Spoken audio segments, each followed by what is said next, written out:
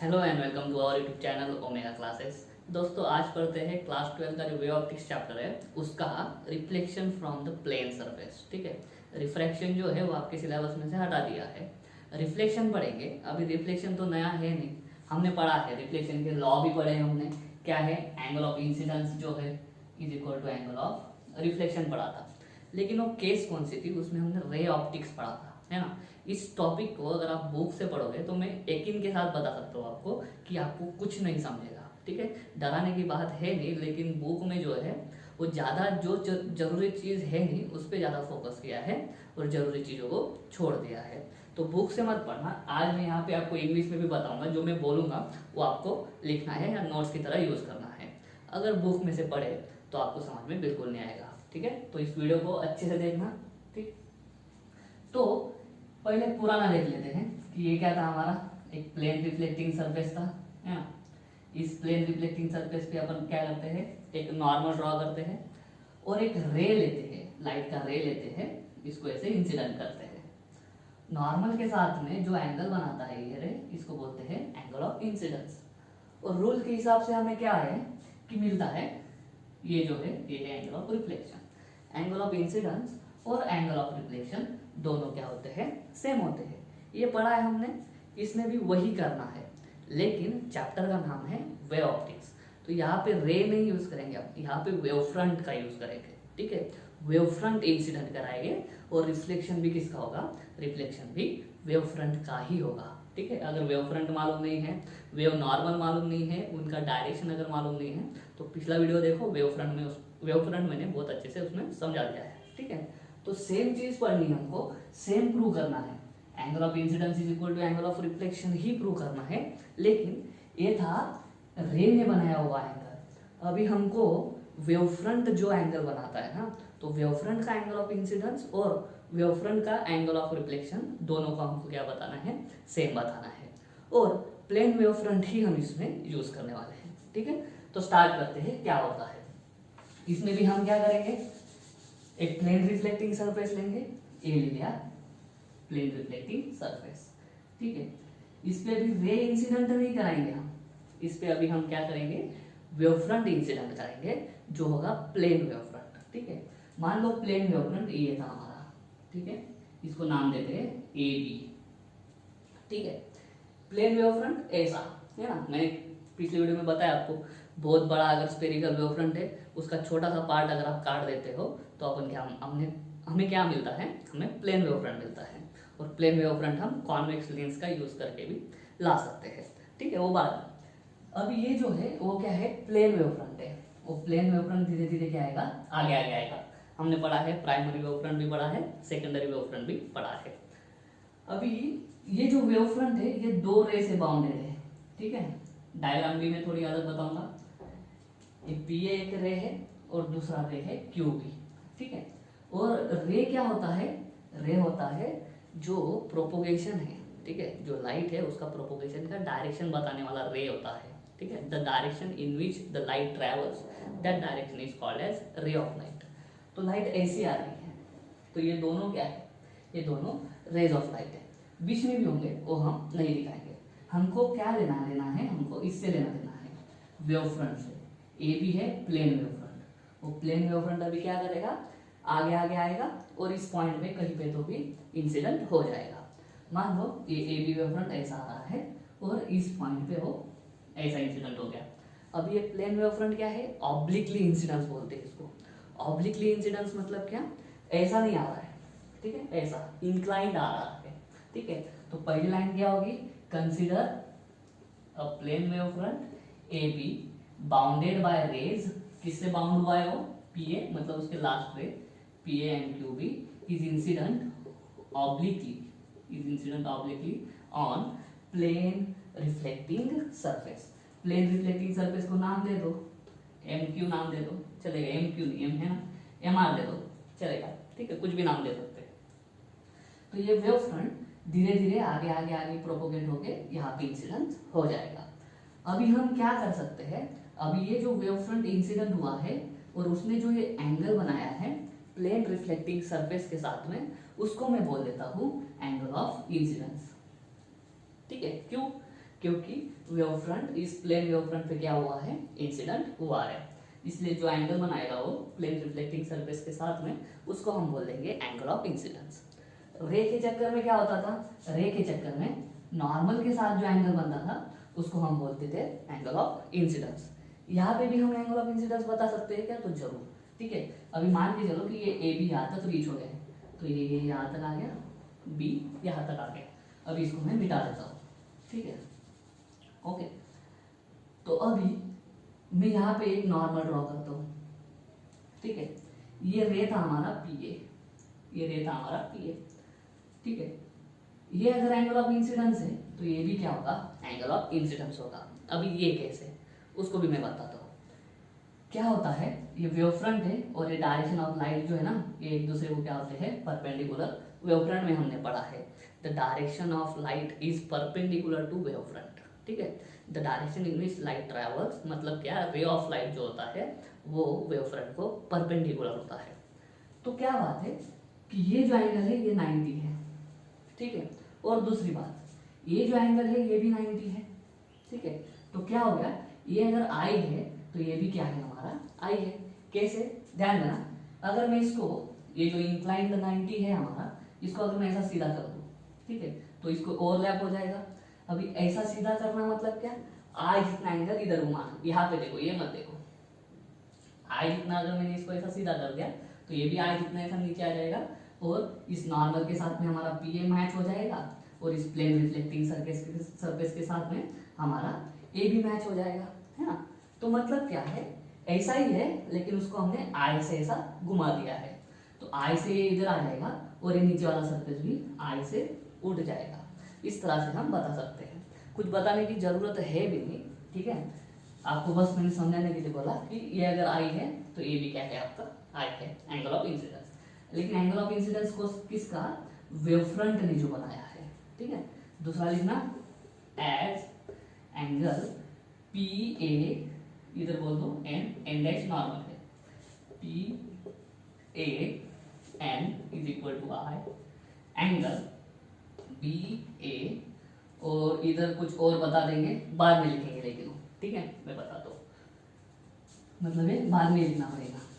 Second, अभी देखना क्या करना है, जो ये प्लेन वेव फ्रंट है वो प्लेन रिफ्लेक्टिंग सरफेस पे पहले कौन से पॉइंट पे टच होगा, पहले ए वाला पॉइंट जो है वो प्लेन रिफ्लेक्टिंग सरफेस पे टच होगा, बी जो है अभी इस सरफेस पे टच नहीं हुआ है ना। तो हम क्या बोलेंगे, इनिशियली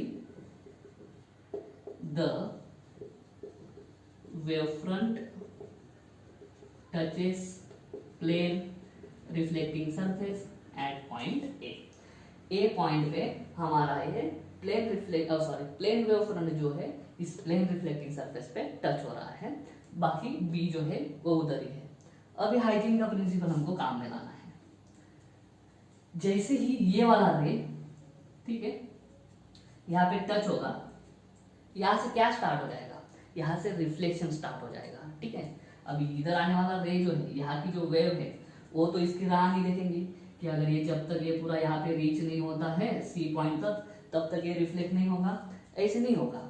जैसे ही हमारा रे यहाँ पे टच हो जाएगा इसका रिफ्लेक्शन स्टार्ट हो जाएगा, बाद में जब ये रे यहाँ पे टच होगा तब इसका रिफ्लेक्शन स्टार्ट होगा, ठीक है। तो जब तक मान लो ये मीडियम है, ठीक है, इस मीडियम में वेलोसिटी कितनी है, v है, B से लेके C तक जाने के लिए टाइम लगता है t सेकंड, B से लेके C तक जाने के लिए टाइम लगता है t सेकंड। उतनी देर में डिस्टेंस कितना हो जाएगा, फिर डिस्टेंस होता है वेलोसिटी इनटू टाइम, तो ये B और C के बीच का जो डिस्टेंस है उसको हम लिखेंगे v इंटू टी, क्योंकि लाइट रे का वेलोसिटी है v, यहाँ से इतना आने के लिए टाइम कितना लग रहा है t, तो डिस्टेंस क्या होता है, वेलोसिटी इनटू टाइम होता है, उस तरह से लिख दिया। तब तक हमारा ये जो रे है ए पॉइंट से पी ए रे जो रिफ्लेक्ट हुआ है, तब तक वो हमारा क्या आ जाएगा, तब तक वो हमारा ऐसा आगे आ जाएगा। ये जो है ए से लेके डी तक, ए भी डिस्टेंस क्या होगा, ए भी डिस्टेंस होगा वी टी। क्यों बताता हूँ, ये डिस्टेंस पहले कौन सा है, बी सी, और दूसरा डिस्टेंस है हमारा ए डी, वो भी क्या होगा वी टी। क्यों, क्योंकि मीडियम सेम है, मीडियम क्या है, सेम है, जब तक मीडियम सेम है तब तक वेलोसिटी क्या रहेगी, सेम रहेगी। और टाइम भी दोनों के लिए सेम है। हम बोल रहे हैं कि यहाँ से यहाँ पे आने के लिए टाइम लग रहा है t, टोटल डिस्टेंस हो गया। तो उतने ही टाइम में, मतलब सेम टाइम t में ये यहाँ से कितना डिस्टेंस कवर करेगा, ये भी vt जितना डिस्टेंस ही कवर करेगा। ठीक है, अभी हम क्या करते हैं, वापस वही ये इंसिडेंट वेव फ्रंट हो गया। मैंने आपको बताया कि हमको रिफ्लेक्टेड वेव फ्रंट भी ढूंढना है। रिफ्लेक्टेड वेव फ्रंट कैसे ढूंढते हैं, तो ए पॉइंट जो है, ए पॉइंट किस पे है, ए पॉइंट वेव फ्रंट पे है। वेव फ्रंट जो है वो कौन सा सोर्स बोल के एक्ट होता है, it act as secondary source, emitting secondary wavelets. और सेकेंडरी वेवलेट्स सिर्फ कौन से इफेक्टिव होते हैं, फॉरवर्ड डायरेक्शन में इफेक्टिव होते हैं। तो फॉरवर्ड डायरेक्शन वाला वेवलेट्स लेंगे हम। तो फॉरवर्ड डायरेक्शन वाला वेवलेट कौन सा है, एडी है ना। तो हम एडी को रेडियस लेंगे, मतलब रेडियस कितना है, वीटी है, एडी डिस्टेंस कितना है, वीटी। और ए को सेंटर में लेके एक हेमिस्फीयर या सेमिस्फीयर, ठीक है, एक हेमिस्फीयर या फिर एक सेमिस्फीयर हम क्या कर देंगे, ड्रॉ कर देंगे। ये वेव फ्रंट, नया वेव फ्रंट निकालने का प्रोसीजर है जो हमने पिछले वीडियो में पढ़ा है। तो एक हेमिस्फीयर मैंने ड्रॉ कर दिया, ए को सेंटर में लिया और इतना डिस्टेंस लेके, रेडियस लेके एक हेमिस्फीयर ड्रॉ कर दिया, ये हेमिस्फीयर है मान लो। और नेक्स्ट क्या करेंगे, नेक्स्ट हम करेंगे इस हेमिस्फीयर को टेंजेंट निकालते हैं, ये डी पॉइंट पे। तो डी पॉइंट पे टेंजेंट निकालेंगे हम, वो टेंजेंट जाके यहाँ पे टच होगी। ये जो एंगल है इसको हम बोलेंगे आर। अभी ऐसा क्यों, क्योंकि अभी हमको पता चल गया डीसी जो है, डीसी क्या है हमारा, रिफ्लेक्टेड वेव फ्रंट। ठीक है, ऐसा आया, ऐसा जाएगा। जैसे हमारा रे ए से आता है और ऐसे जाता है, वैसे ही हमारा प्लेन वेव फ्रंट ऐसे आएगा और ऐसे चल जाएगा, है ना। तो हम यहाँ पे लिखेंगे एंगल, यहाँ पे कहीं पे लिखा था क्या, नहीं, B A C is equal to angle of incidence. और एंगल मैं लिखूंगा डी सी ए, इसको मैं बोलूंगा angle of reflection of wave front. हम किसकी बात कर रहे हैं अभी, वेव फ्रंट। और रिफ्लेक्टेड वेव फ्रंट कौन है, डीसी। हम लगे तो लिख देते हैं, ए बी है इंसिडेंट वेव फ्रंट और हमारा जो डीसी है, डीसी क्या है, रिफ्लेक्टेड वेव फ्रंट। अभी हमको प्रूव करना है लॉ ऑफ रिफ्लेक्शन कि angle of incidence is equal to होता है एंगल ऑफ रिफ्लेक्शन। तो यहाँ पे 9th 10th का यूज होगा। दो ट्रायंगल कंसिडर कर लेते हैं। एक ट्रायंगल कंसिडर करते हैं हम जिसको बोलते हैं ए बी सी, और दूसरा बोल देते हैं ए सी डी, है ना। या फिर ए बी सी और ए डी सी लिख देते हैं, A B C and triangle A D C. तो देखो दोनों ट्रायंगल में क्या है, ए सी है, कॉमन लिख देंगे, है ना। 9th 10th का याद करना है आपको और कुछ नहीं। उसके बाद में देखो ए सी तो कॉमन लिख दिया, और कुछ है क्या, हाँ, B C is equal to हम क्या बोल सकते हैं, B C is equal to A D बोल सकते हैं। क्यों, क्योंकि डिस्टेंस बी सी और डिस्टेंस ए डी दोनों भी क्या है, दोनों भी सेम है।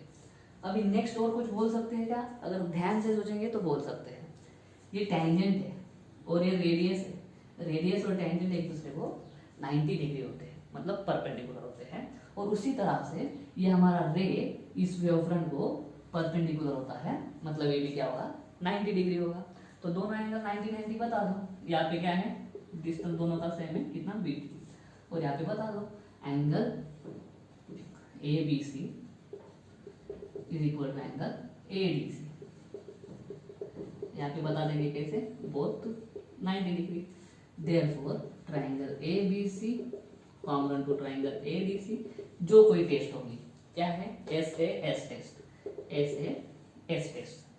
तो उसके बाद में और एक कंसेप्ट है कॉन्ग्रुएंस में, क्या, C A C T C S C T होता है ना, corresponding sides of congruent triangles, corresponding angles of congruent triangles. उस तरह से हमको यहाँ पे एंगल बताना है। देयरफॉर एंगल मैं बता दूंगा B A C is equal to angle क्या हो जाएगा, D A C, sorry D C A, D C ए।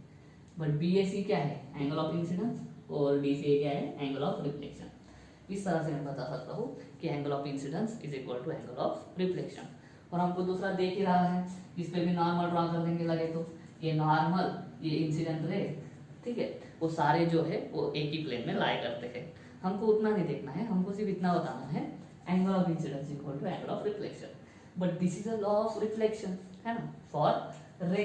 रे के लिए तो हम ऑलरेडी प्रूव कर चुके हैं, लेकिन अभी एंगल ऑफ इंसिडेंस ये वेव फ्रंट का और एंगल ऑफ रिफ्लेक्शन भी अभी वेव फ्रंट का ही, रिफ्लेक्टेड वेव फ्रंट का, दोनों भी क्या होते हैं, इक्वल होते हैं। तो क्लास 11 तक हमने पढ़ा था रे के बारे में, अभी हम पढ़ रहे हैं वेव फ्रंट के बारे में। तो incident angle of wave front is equal to reflected angle of wave front, वो भी हमने प्रूव कर दिया है। तो ये जितना भी है आपको याद रखना है, बुक आपको कंफ्यूज कर देगा इस टॉपिक के लिए तो भी, है ना। उम्मीद करता हूँ समझ में आ गया होगा। अगर अच्छा लगा वीडियो तो लाइक करो, शेयर करो, चैनल को सब्सक्राइब कर देना। मिलता हूँ नेक्स्ट वीडियो में, तब तक के लिए।